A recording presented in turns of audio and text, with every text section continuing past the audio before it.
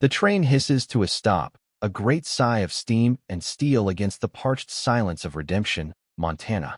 On the dusty platform, Elspeth Monroe stands beside her single, worn trunk, her hands clenched so tightly the knuckles are white against her gray traveling dress. She is a woman built of substance, with broad shoulders and capable hands, her face pleasant but framed by a figure that has earned her a lifetime of sidelong glances and cruel whispers.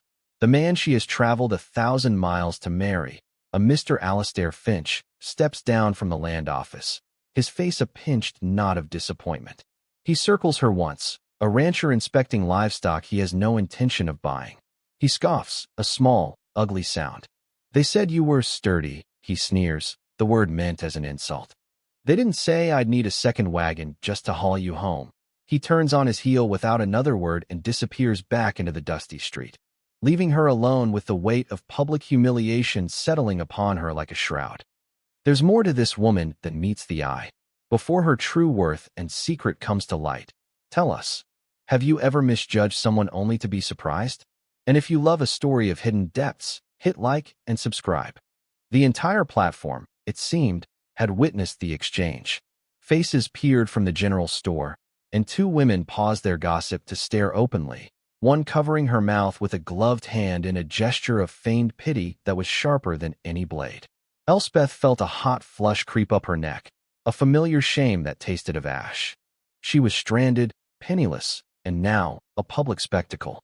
In the shadow of the water tower, a man leaned against a wagon laden with sacks of flour and feed. He had seen it all, his face unreadable beneath the brim of a sweat-stained hat. He was tall and lean, worn down by sun and work, and when he pushed himself away from the wagon, his movements were slow and deliberate. He walked not to her, but to the station master, exchanging a few quiet words. Then, he turned and approached Elspeth. His eyes, the color of a stormy sky, met hers directly, holding no pity, only a kind of stark assessment. His name was Jedediah Stone, and his life, like his land, was a study in hardship. And with two quiet words, ma'am, his life, and hers, were irrevocably changed. The ride to Jedediah Stone's homestead was a long and silent one, punctuated only by the rhythmic clop of his two sturdy draft horses and the creak of the wagon wheels over the rutted track. Elspeth sat on the hard wooden bench beside him, her back ramrod straight, her gaze fixed on the vast, unforgiving landscape that stretched out before them. Mountains clawed at the horizon, their peaks hazy in the late afternoon sun. The land was a tapestry of brown and sage green, beautiful in its starkness but offering little comfort. Jedediah had not explained his actions, not really. After the station master had confirmed her plight, Jed had simply turned to her and made his proposition, his voice low and even, devoid of romance or sentiment. I'm a widower, he'd said, his eyes on the distant hills. Got a daughter, Lily. She's 6. The ranch, it's too much for one man and a child. I need a wife, a partner, someone to help raise my girl and run the place. I can offer a roof, food in your belly, and my name for protection. It ain't what you came for, but it's a sight better than being stranded. It was a business transaction, plain and simple. She was a problem in need of a solution. He was a man in need of a pair of hands and a maternal presence. Humiliation still burned in her gut, but desperation was a stronger fire. She had looked at his calloused hands, the weary lines around his eyes, and seen not a savior, but a man as cornered by circumstance as she was. She had nodded, a single, sharp dip of her chin. All right, Mr. Stone. Now, with every mile that passed, the weight of that decision settled deeper into her bones. She was to be a mother to a child she'd never met, a wife to a man who looked at her as if she were another sack of feed he'd been forced to purchase. As the sun began to dip low, casting long shadows across the plains, a small homestead came into view, nestled in a shallow valley. A simple log cabin, a sturdy barn, and a few corrals were etched against the immense backdrop of the wilderness. It was isolated, a tiny island of human endeavor in an ocean of raw nature. A small figure burst from the cabin door as they approached. A little girl with a tangle of dark hair and a smudged face, her eyes wide and wary. She ran to the wagon, but her focus was entirely on her father. Pa, You're back. Jedediah's face softened for the first time all day. He swung down from the wagon and swept the girl into his arms. Hey there, Lilybug. The girl, Lily, hugged him fiercely.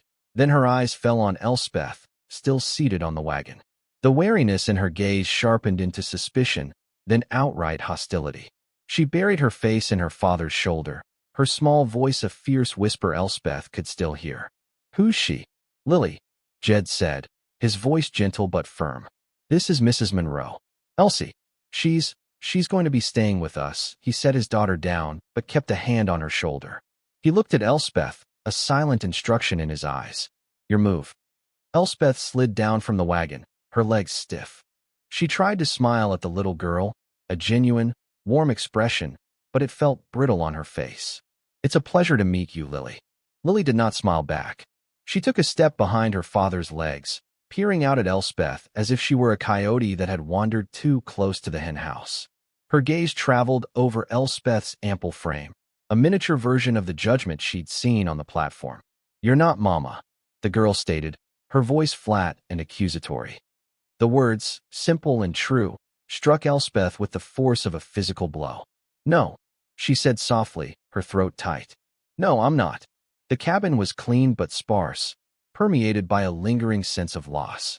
It was clear that this was a house without a woman's touch, but it was also a shrine to the one who was gone. A delicate piece of embroidery, half-finished, lay in a basket by the hearth. A small, framed tintype on the mantel showed Jedediah with a smiling, fine-boned woman, Sarah, Lily's mother. Elspeth felt like an intruder, a clumsy oaf trampling through a sacred space. Jed showed her to a small room off the main living area. It was little more than a storage space, containing a narrow cot. It ain't much, he said, avoiding her eyes. But it's private. That first night, sleep offered no escape.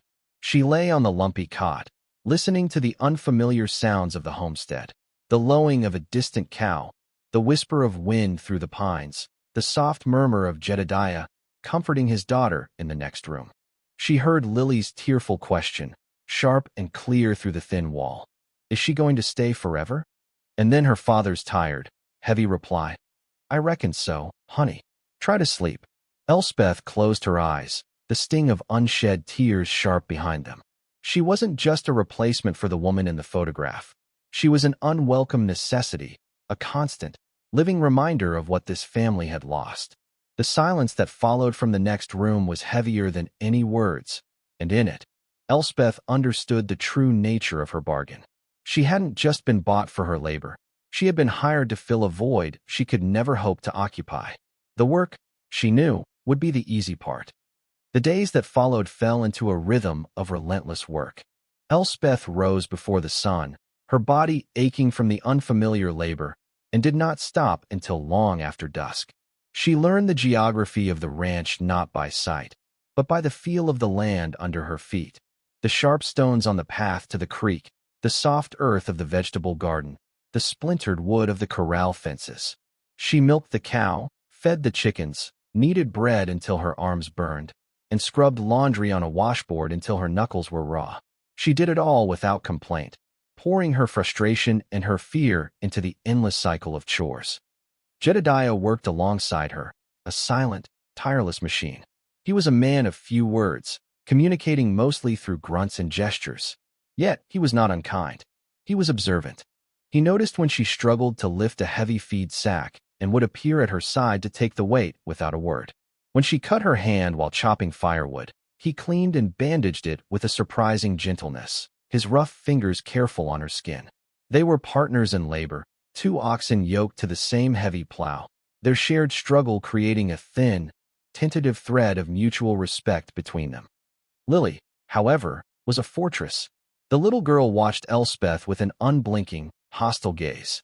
She was her father's shadow, trailing him through his chores, her small face set in a perpetual frown whenever Elspeth was near.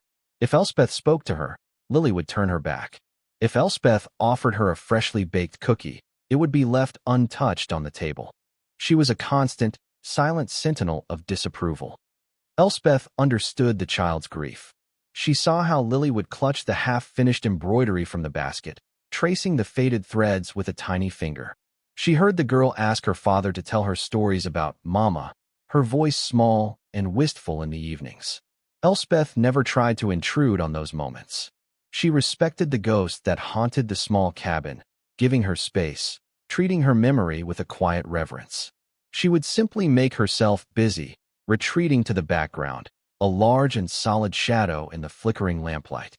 One afternoon, a late summer storm rolled in with unexpected fury. The sky turned a bruised purple, and wind lashed the cabin, rattling the windows in their frames. Jedediah was out on the far pasture, checking on a section of fence he'd been mending. "Should have been back an hour ago," he'd muttered that morning, a crease of worry between his brows.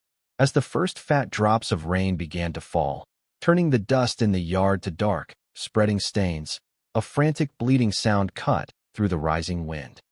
Elspeth looked out the window and saw one of the new lambs, barely a few weeks old, had gotten separated from its mother and was huddled against the far side of the corral, shivering and terrified.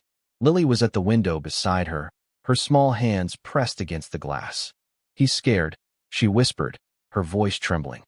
Before Elspeth could think, she was pulling on one of Jedediah's old oilskin coats from the hook by the door.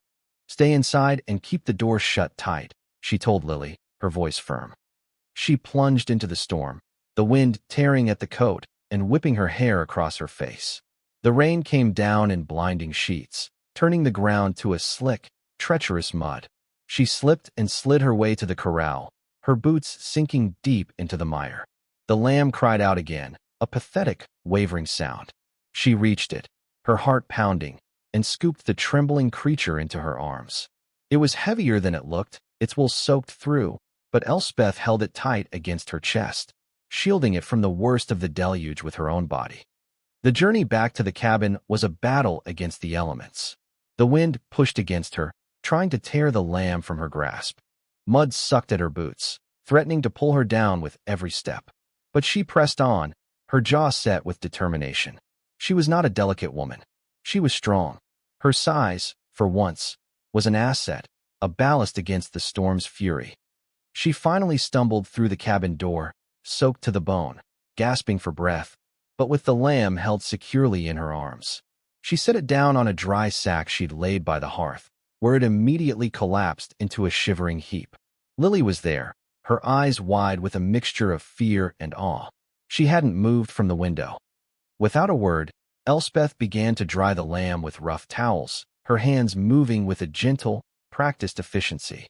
Lily crept closer, her earlier hostility forgotten in the face of the small, vulnerable creature. Is he going to be all right?" Lily asked, her voice barely a whisper.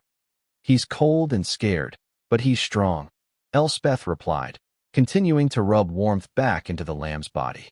"He just needs to get warm and dry."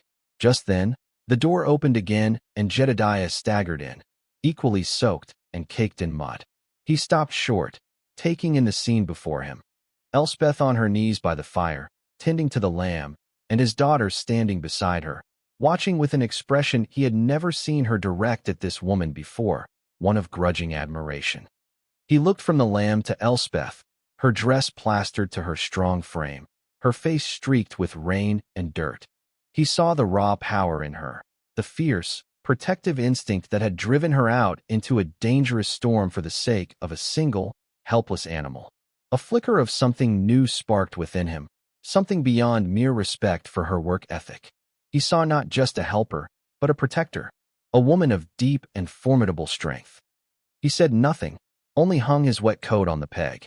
But as Elspeth continued her gentle ministrations, he watched her, and for the first time since she'd arrived, he didn't see a stranger his daughter resented.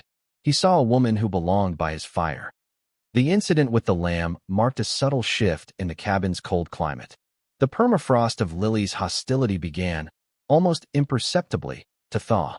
She no longer fled the room when Elspeth entered. She would sometimes watch, from a safe distance, as Elspeth worked, her expression a mixture of curiosity and caution. She even began to address her directly, though her questions were always practical and brief. "Is supper ready? Did you see my doll?" Elspeth, sensing the fragile truce, did not press her advantage. She continued to give the girl space, answering her questions simply and honestly, never forcing conversation or affection. She learned that the best way to communicate with Lily was not through words, but through actions. She discovered the girl loved the sweet, flaky biscuits she baked, so she made sure a fresh batch was always cooling on the windowsill. She noticed Lily struggling to braid her own hair, and, one morning, quietly laid a blue ribbon on the girl's pillow. Lily wore it that day, a silent acknowledgement that passed between them. Jedediah, too, was changing. The silence between him and Elspeth was no longer strained and awkward. It had become comfortable, a shared space of understanding built on the foundation of their daily labor. He started talking to her more, not about feelings or their strange arrangement, but about the ranch. He pointed out the hawk that nested in the tall pine, explained the signs of a coming frost, and asked for her opinion on where to plant the winter wheat. He was, she realized, beginning to see her as a true partner. One evening, as she was mending one of his shirts by the fire, he spoke from the shadows where he was cleaning his rifle. "My wife, Sarah," he began, his voice rough. She was not made for this life. She was delicate. The winters were hard on her lungs. This land it took her. Elspeth stopped sewing, her needle poised in midair. It was the first time he had ever mentioned his late wife by name to her. She didn't know what to say, so she said nothing, simply waited, granting him the respect of her silence. She would have been afraid of that storm, he continued, his gaze distant. She wouldn't have gone out in it. Not even for the lamb. It wasn't a criticism of Sarah, but a simple statement of fact. And in that fact, Elspeth heard the unspoken compliment. "You are not like her. You are strong. You belong here." A warmth spread through her chest, a feeling so foreign and yet so welcome it almost brought tears to her eyes. She simply nodded and resumed her sewing, her stitches suddenly more even, her heart a little lighter. Their fragile peace was shattered during their next trip to town for supplies. Redemption was a small town, and gossip was its primary currency. As Elspeth stood in the general store, waiting for Jedediah to settle their account, she felt the familiar weight of curious and judgmental eyes upon her. Mrs. Gable, the storekeeper's wife and the town's chief busybody, approached her with a saccharine smile that didn't reach her cold, assessing eyes. "Well, Mrs. Stone," she said, her voice loud enough for half the store to hear. "It seems you've settled in nicely." Jedediah certainly found himself a sturdy helper. The emphasis on the word sturdy was a clear, calculated insult, a direct echo of the man who had rejected her on the train platform. Elspeth felt the blood rush to her face. Beside her, Lily, who had been admiring a jar of penny candy, froze. Her small face tightened as she looked from Mrs. Gable to Elspeth, her eyes wide. She had heard the venom in the woman's tone. Before Elspeth could muster a reply, Jedediah stepped forward. He placed his hand on the small of Elspeth's back, a simple, proprietary gesture that was shockingly intimate. He looked directly at Mrs. Gable, his stormy eyes flat and hard. "Her name is Elsie," he said, his voice quiet, but carrying an unmistakable edge of command that silenced the store's low hum of conversation. "And she is my wife. Not my helper," he paused, letting the words hang in the air. "We'll be taking our supplies now, Harold." He guided Elspeth and Lily from the store, leaving a stunned silence in his wake. Outside, in the harsh sunlight, Elspeth was trembling. It wasn't from shame or anger, but from the profound shock of being defended. For her entire life, she had weathered such comments alone, absorbing them, letting them become a part of the armor she wore. To have someone stand beside her, to claim her so unequivocally, was a revelation. The ride home was quiet, but it was a different kind of silence. Elspeth kept replaying the scene in her mind, the feel of his hand on her back, the steel in his voice. He had not just defended her, he had publicly declared her his. That evening, as she was tucking Lily into bed, the little girl reached out and caught her hand. "Mrs. Gable is a mean lady," Lily whispered, her brow furrowed. "Yes, she is," Elspeth agreed softly. Lily was quiet for a moment, her small fingers tracing the calluses on Elspeth's palm. "My mama was beautiful," she said, not as a challenge, but as a statement of memory. "I'm sure she was," Elspeth said, her heart aching for the little girl. Lily looked up at her, her dark eyes serious and searching. "Pa said you were strong. He said you saved the lamb. You have to be strong to live out here." Elspeth replied. Lily nodded, accepting this as a fundamental truth. She snuggled down under the quilt, her grip on Elspeth's hand loosening as she drifted towards sleep. Just before her eyes closed completely, she murmured something so soft Elspeth almost missed it. "You're strong, too." Elspeth sat by the bed for a long time after the girl had fallen asleep, the weight of those 3 small words settling in her heart. It wasn't a declaration of love or even affection. It was a statement of fact, an acknowledgement of her worth from the one person whose acceptance she craved most. And in the quiet darkness of the cabin, it felt like the most beautiful compliment she had ever received. The turning point came with the first real cold snap of autumn. The days grew shorter, the wind carried a biting chill, and the world was painted in shades of gold and rust. Lily came down with a fever, a fierce, consuming heat that left her weak and delirious. The doctor was a full day's ride away, and a storm was brewing in the north, threatening to make the trail impassable. There was nothing to do but wait it out and pray. For 3 days and 3 nights, Elspeth did not leave the little girl's side.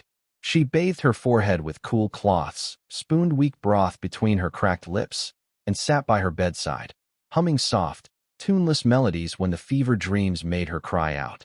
Jedediah was a grim, silent presence, his face etched with a fear he tried to hide. He would stand in the doorway for hours, watching them, his helplessness a palpable thing in the small, warm room. He saw the boundless patience in Elspeth, the deep well of compassion from which she drew. He saw the way she would soothe Lily, her large, capable hands surprisingly gentle as she brushed the damp hair from the girl's brow. On the 3rd night, the fever finally broke. Lily woke, her eyes clear for the first time in days, and whispered a single word, "Elsie." Elspeth's heart lurched. She leaned closer. "I'm here, sweet girl. I'm right here." Lily drifted back to a peaceful, healing sleep, one small hand curled around Elspeth's finger. Exhausted, Elspeth finally allowed herself to rest, slumping in the chair, her head leaning against the edge of the small bed. She awoke sometime later to the feeling of a blanket being draped over her shoulders. She opened her eyes to see Jedediah standing over her, the lamplight casting his rugged face in soft shadows. His expression was one she couldn't quite decipher. It was a mixture of gratitude, relief, and something deeper, something more vulnerable than she had ever seen in him. He didn't speak, but he didn't need to. He simply reached out and his hand covered hers where it still rested on the bed, his thumb stroking the back of her hand once before he retreated back into the main room, leaving her alone with the quietly breathing child in the warmth of the wool blanket. A few days later, Lily was well enough to be up and about, though still pale and quiet. She followed Elspeth around the cabin, a small, devoted shadow. The fortress had not just been breached, it had crumbled, its stones repurposed to build a bridge between them. That afternoon, Jedediah was outside, splitting logs for the winter, the rhythmic thud of his axe a steady heartbeat for the homestead. Lily stood at the cabin window, watching him. Elspeth was kneading dough at the table behind her, the familiar, comforting scent of yeast filling the air. Lily turned from the window, her face thoughtful. She looked at Elspeth, at her strong arms dusted with flour, at the gentle expression on her face as she worked. She saw the woman who had faced down a storm, who had nursed her through a fever, who filled their home with the smell of fresh bread and the sound of quiet humming. She saw the strength that her father admired, and the kindness that had healed her own small, grieving heart. A slow smile spread across the little girl's face. She ran to the cabin door, flung it open, and shouted out into the crisp autumn air, her voice clear and bright and full of a child's simple, unshakable conviction. "She's beautiful, Pa."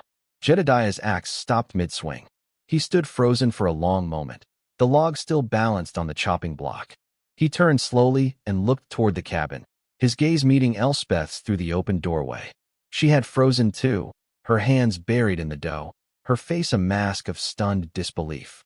He saw the flush that crept up her neck, the sudden, brilliant hope that lit her eyes. He looked at his daughter, who was beaming at him, proud of her declaration. Then his eyes returned to Elspeth, and in that long, silent look across the space of the dusty yard, he saw it too. He saw past the broad shoulders and the sturdy frame that the world had judged so harshly.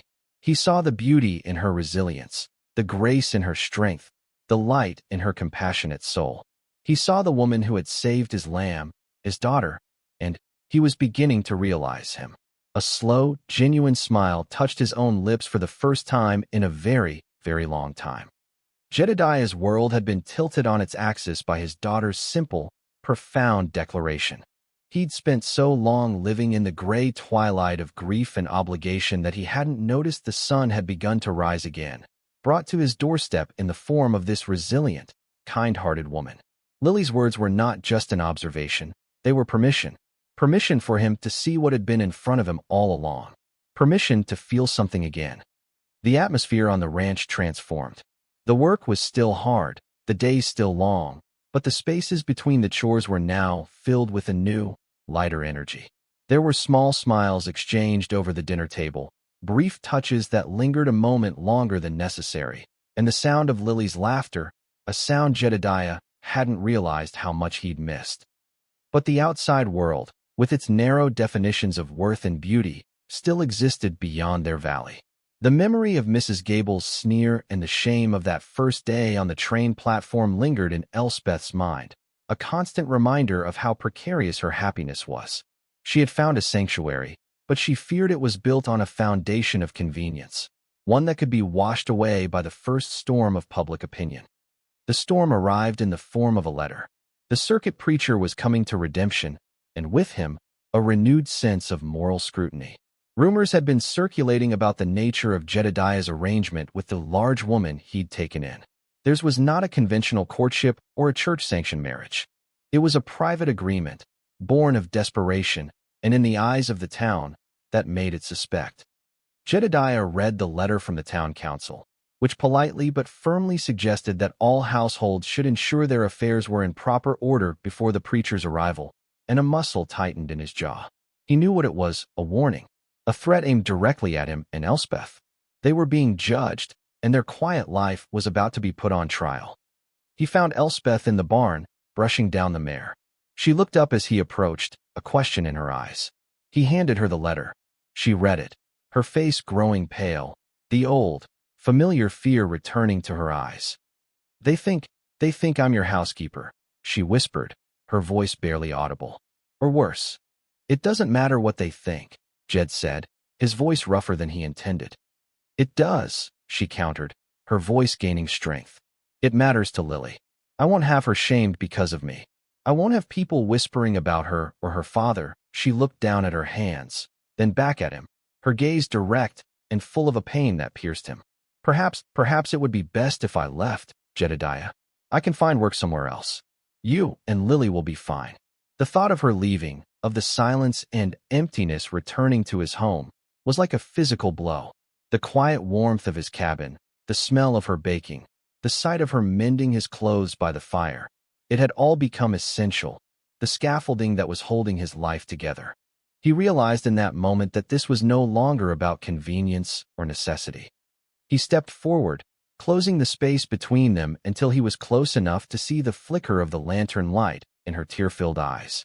"No," he said, his voice low and absolute. "You're not leaving. This is your home." "It's not," she choked out. "Not really. We made a bargain, a deal for labor and lodging.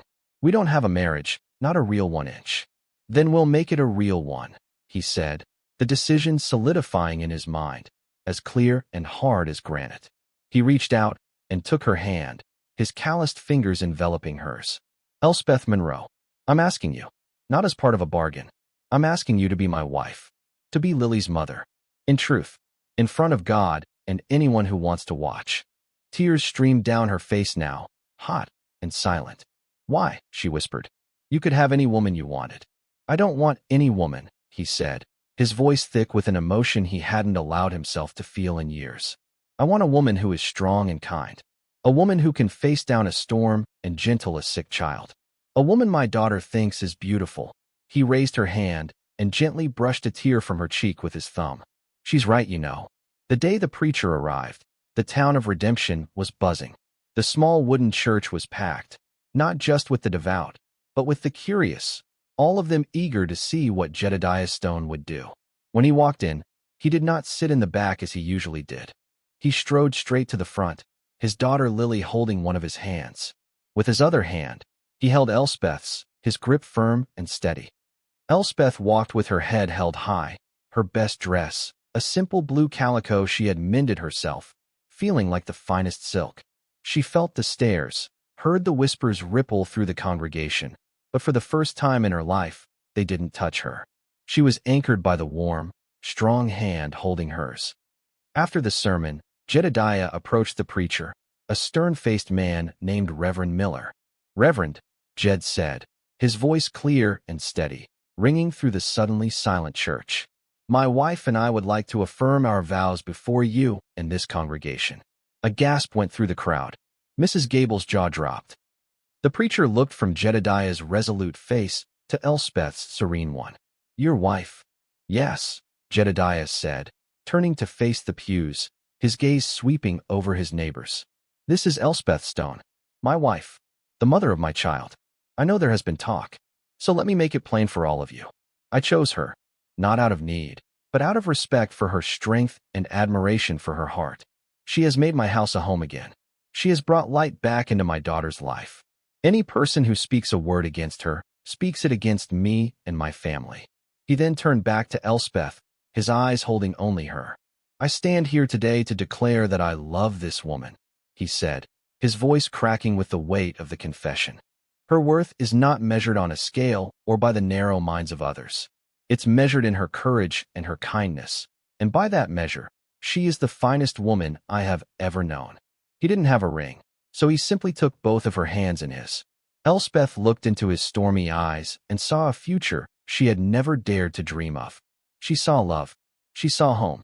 Standing before the town that had first scorned her, she felt not shame, but a profound and soaring pride. She was no longer the abandoned mail-order bride, the woman mocked for her size. She was Elspeth Stone, beloved wife of Jedediah, mother to Lily, and mistress of her own destiny. Her voice, when she repeated her vows, was clear and strong, a testament to the beautiful, resilient spirit that had finally found its place in the world. They walked out of the church and into the bright Montana sunlight, a family forged in hardship and solidified in love. The whispers that followed them now were not of scorn, but of grudging respect and awe. They had faced down the town's judgment and won. Back at the ranch, the world felt new. The air was cleaner, the sky was bigger, the colors of the valley more vibrant. The last vestiges of Sarah's ghost had finally, peacefully, departed, leaving behind not a void, but a cherished memory that could now coexist with a new and vibrant present.